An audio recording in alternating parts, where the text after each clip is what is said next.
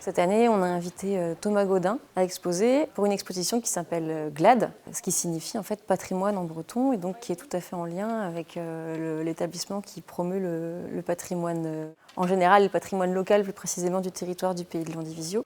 Et donc Thomas, qui est originaire de Saint-Paul-de-Léon, près de Roscoff, et qui est actuellement qui a son atelier à Landerneau. Donc on est sur du local, et puis il est très inspiré par cette histoire justement internationale du breton voyageur. Toutes ses œuvres ont un titre en breton traduit en français.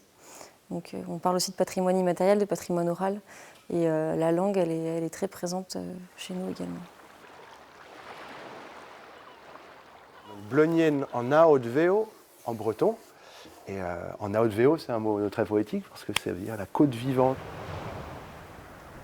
J'ai pris comme une fleur de lin, la forme d'une fleur dans le vent, avec des matières granitiques qui rappellent justement la côte à marée basse et le granit qui a servi à construire notre patrimoine. Voilà, cette forme circulaire qu'on retrouve ici, qui sont le symbole à la fois des cieux, du cycle de la vie, de la nature, des énergies. Et, pour cette expo, j'ai essayé vraiment de tirer le fil entre toutes mes influences, mes inspirations, mes réflexions.